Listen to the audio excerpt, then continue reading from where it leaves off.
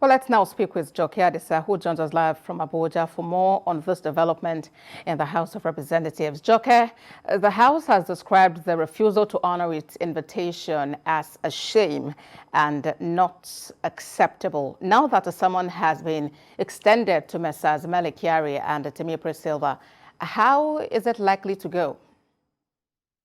Well, expectations are that this time they will, those that have been summoned will honor the invitation.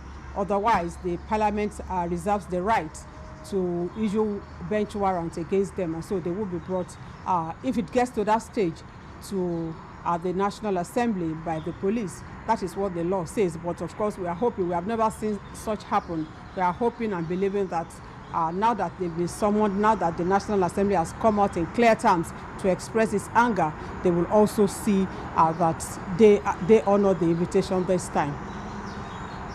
Well, as it stands, fuel queues are still very much with us. And just yesterday, Nupeng mentioned that fuel scarcity may not go away anytime soon. Have we heard any words yet from the authorities in this regard?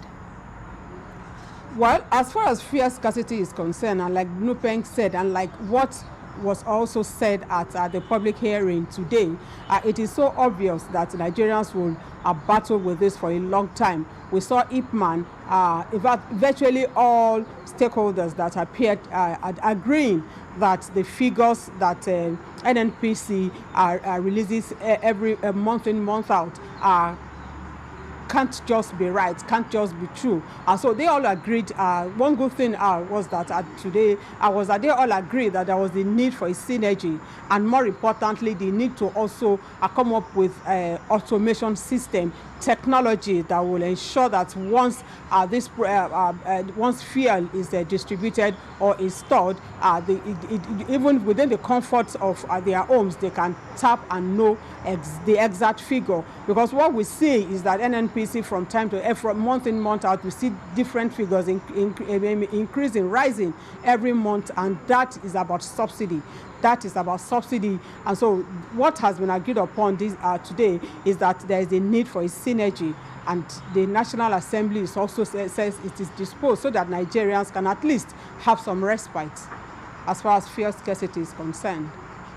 And indeed, that respite is what a whole lot of Nigerians are looking forward to. Well, the House is carrying out its oversight function, investigating these issues. Does it seem there exists a time line, for this? Does it seem it's clear when we could have an end to this? Well, as far as this committee is concerned, it has 8 weeks to turn in its report, and it is after then that the House of Representatives will be able to know what kind of intervention it will make.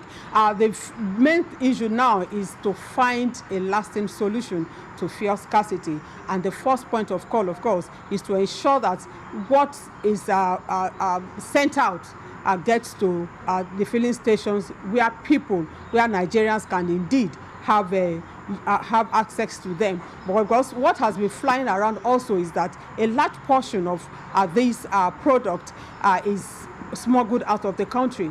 And so what everyone, as far as this public hearing is concerned, is trying to achieve is to see that this is nipped in the bud. But how well and how far the committee will go, the National Assembly will go, is also another issue. Looking at the fact that way back in 2017, there was a similar probe which ended in a bigger scandal.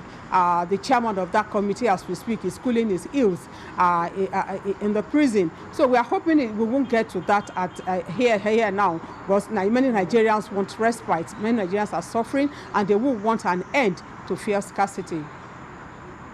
Well, Joke, the federal government has expressly stated now that it is not going to remove a subsidy, and as it stands, fuel is selling above the official pump price. And as you mentioned, also some are being, taken out of the country, albeit illegally. How could all of this impact this investigation? Well, as far as that investigation is concerned, I think the onus now is on the House of Representatives to ensure that it achieves success this time. And how can that be done? The various stakeholders have come up with their recommendations. They have come up with what they feel could make us get a leeway into what they are. So it is now for them to come together and also ensure that, okay, this report comes out, because we have seen over the years, we see NNPC, we see the minister, we see all these people come to the National Assembly over same issue, and you don't get to have an end to it. You don't get to see the outcome really. But this time, Nigerians should be hopeful. Nigerians are indeed hopeful, because the hardship, like everyone knows, is getting